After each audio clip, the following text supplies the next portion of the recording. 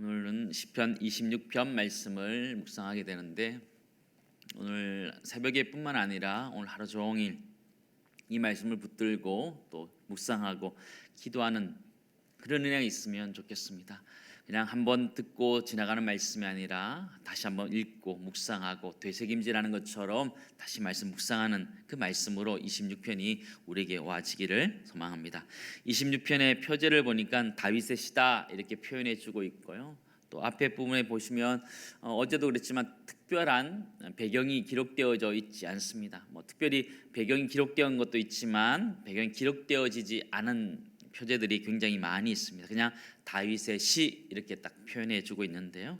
구체적인 상황이 없다라는 것은 그 상황을 알 수 없다는 것도 있지만 그냥 보편적인 상황 속에서 기도하고 간구하고 또 예배하는 시편이다 이렇게 알게 됩니다.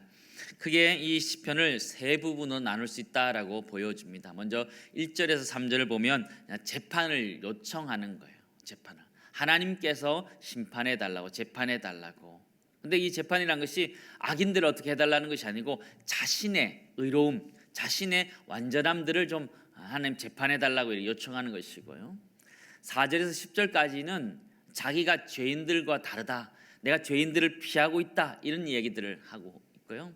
마지막 11절, 12절은 다시 한번 구원을 요청하는 거예요. 다시 한번 자신을 구해달라고, 하나님 은혜를 달라고 구하고 있는 26편의 모습을 보게 됩니다. 우리 먼저 1절에서 3절까지를 다시 한번 보도록 하겠습니다. 1절에서 3절 같이 보겠습니다. 내가 나의 완전함에 행하여 싸우며 흔들리지 아니하고 여호와를 의지하여 싸우니 여호와여 나를 판단하소서. 여호와의 나를 살피시고 시험하사 내 뜻과 내 양심을 단련하소서. 주의 인자하심이 내 목전에 있나이다. 내가 주의 진리 중에 행하여. 그랬죠. 시편 기자는 자신이 완전히 행했다, 자신의 완전함에 행하였다 이렇게 표현했죠. 내가 나의 완전함에 행하여 싸우며. 누가 완전하게 행할 수 있을까요? 이 세상에 살아가는 우리 인간 중에 누가 완전하게 행할 수 있을까요? 여기서 내가 완전하게 행했다라는 것은 나의 생활이, 나의 모든 것이 완벽했다, 그런 의미를 가지고 있는 것은 아니고요. 자신이 하나님을 믿고 의지하고 또 신앙 양심상 올바로 살기 위해서 노력했다, 그런 의미들을 가지고 있는 것이죠. 이 시편 기자는 자신이 하나님 앞에서 또 사람들 앞에서 떳떳함들을 가지고 있었다 말하는 거죠. 때로는 실수하고 잘못한 것도 있지만 그럼에도 불구하고 그가 하나님 앞에서 올바로 살기 위해서 노력하고 애썼던 그 모습을 완전함이라 이렇게 표현해 주고 있습니다. 그가 그렇게 살았기 때문에 흔들리지 아니하였다 이렇게 표현한 거죠. 1절 뒤에도 보시면 흔들리지 아니하고 그렇게 하는 거죠. 그래서 흔들리지 아니하였다 이렇게 표현하는데요. 2절에 가서는 1절보다 조금 더 나아가는 것 같아요. 1절은 그냥 완전함에 행하고 자신의 어떤 일들을 했다면 2절에서는 하나님께서 이제는 그것을 살피시고 시험해서 자기를 연단시켜 달라고 그렇게 고백하고 있음을 보게 됩니다. 나를 살피시고 시험하사 그런 거예요. 자신 있는 거예요. 하나님 앞에서 자신 있는 자신의 모습을 보게 되는 거죠. 이 아침에 우리가 기도하기 원하는 것 제목 중에 하나가 그건 것 같아요. 우리가 함께 기도했으면 좋겠는 건 그거 같아요. 하나님 나에게 그런 담대함, 떳떳함들을 허락해 달라고 기도했으면 좋겠어요. 이 시편 기자가 하나님 앞에서 기도할 때에 나를 하나님 심판해 달라고, 세상 사람들 가운데 어려움 당했을 때도 하나님 나에게 하는 그런 떳떳함들이 있는데 하는 그 떳떳함을 가지고 나아갈 때는 은혜를 달라고 기도하는 것처럼 이 아침 우리가 기도할 수 있기를 간절히 소망합니다. 하나님 앞에서 이 시편 기자는 자신감이 있었던 것 같아요.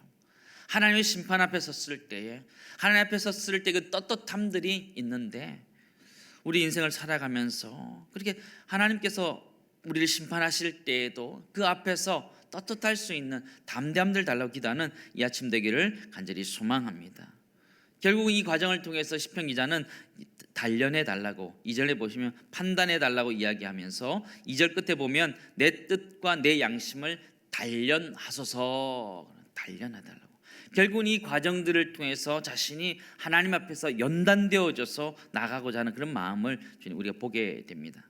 욥기 23장 10절 말씀처럼 이렇습니다. 나의 가는 길을 오직 그가 아시나니 그가 날 단련하신 후에 내가 정금같이 나올 것이다. 그렇죠? 시편 기자는 하나님을 의지하며 살았고 또 연단된 삶을 살았다라고 이렇게 고백하는 것이죠. 우리의 인생과 똑같이요.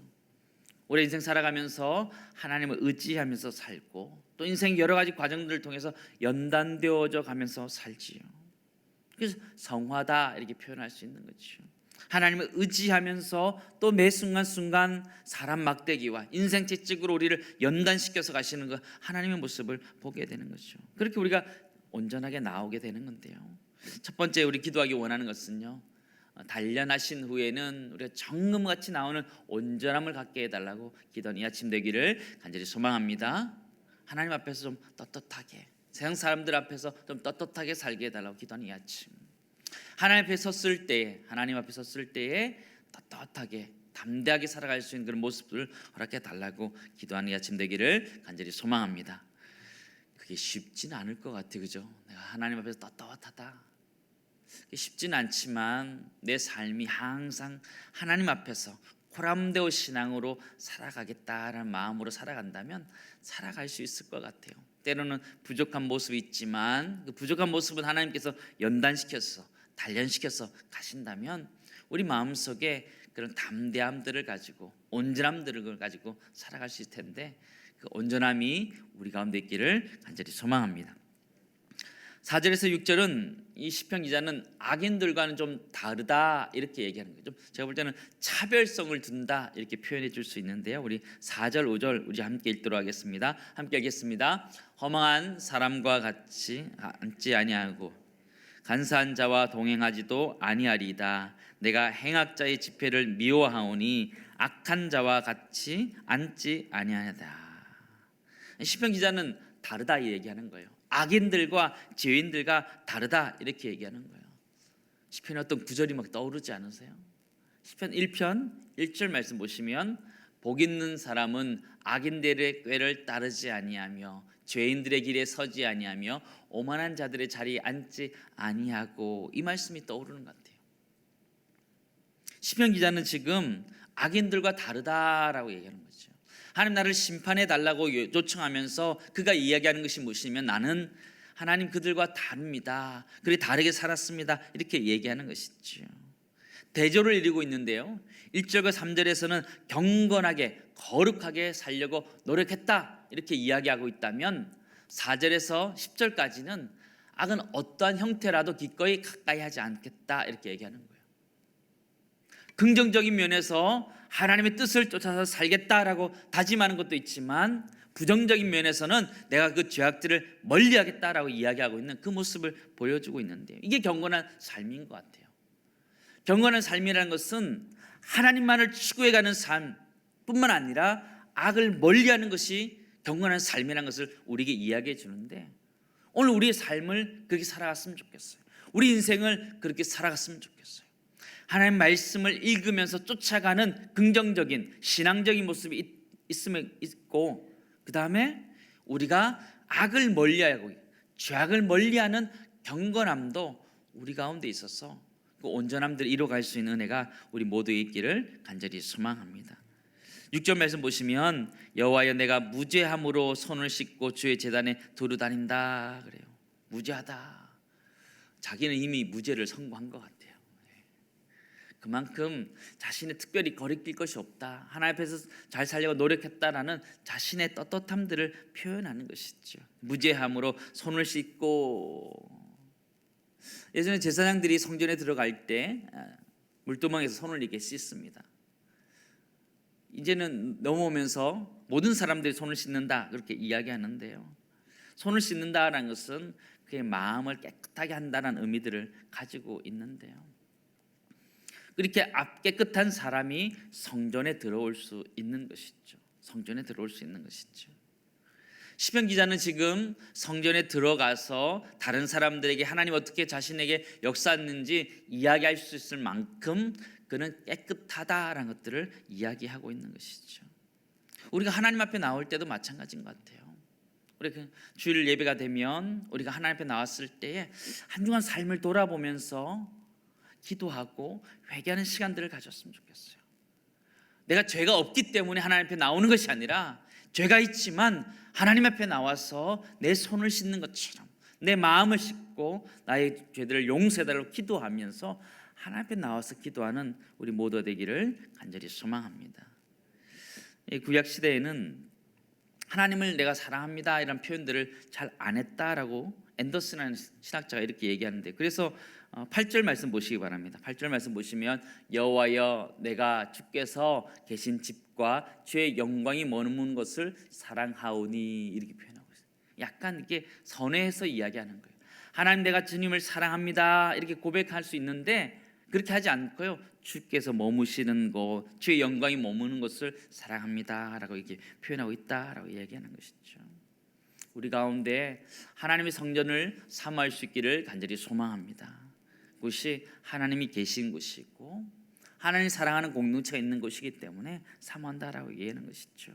두 번째 기도하기 원하는 것은요, 거룩을 따를 뿐만 아니라 악에서 멀어지게 해달라고, 거룩함을 추구해 갈 뿐만 아니라 악에서 좀 멀어질 수 있는 그런 경건함들을 허락해 달라고 기도하는 이 아침 되기를 간절히 소망합니다. 11절 12절 말씀 보시면요, 이 부분은 1절을 다시 반복하는 것 같아요. 11절 말씀 보시기 바랍니다. 나는 나의 완전함에 행하오리니 나를 속량하시고 내게 은혜를 베푸소서. 1절과 똑같이 보이는 것 같아요. 나의 완전함에 행하여 싸우니 이랬는데요, 지금은 나의 완전함에 행하오리니 뭐가 차이가 날까요? 앞에는 과거적인 거예요. 내가 그렇게 완전함에 행하였다라고 했는데 11절은 내가 완전함에 행하오리니 앞으로 그렇게 살겠다, 지금 그렇게 결단하고 있는 모습을 보여주는 것이죠. 우리가 해야 되는 것이 그것이 아닌가 싶습니다. 우리가 이 아침에 하나님 앞에 나아가고 기도할 때에 하나님 내가 그 완전함에 행하겠다라고 기도하고 하나님의 은혜를 구하는 이 아침 되기를 간절히 소망합니다. 하나님 은혜를 받은 사람들이 경건하게 살기로 노력하는 것처럼 이 아침에 하나님 내가 결단하는 시간 되었으면 좋겠어요. 하나님 내가 나의 완전함 속에 내가 기도하면서 그것을 지키기 위해서 애쓰고 노력하고 하나님 그때 하나님 은혜를 달라고 구하는 이 아침 되기를 간절히 소망합니다. 마지막 기도하기 원하는 것은 우리의 완전함을 지킬 수 있도록 은혜를 달라고 기도했으면 좋겠어요. 은혜가 은혜밖에 없는 것 같아요. 인생을 살고 살아다 보면 결국은 남는 게 그죠? 하나님의 은혜 아니면 아닌데더라고요. 하나님 은혜를 주시지 않으면 나의 완전함들, 내가 세상 가운데 하나님 앞에서 떳떳하게 살아갈 수 있는 것 아무것도 없더라고요. 하나님 은혜를 구했을 때 하나님 그 은혜로 말미암아 우리의 온전함들을 지켜가며 떳떳함들을 지켜갈 수 있는 우리 모두가 되기를 간절히 소망합니다.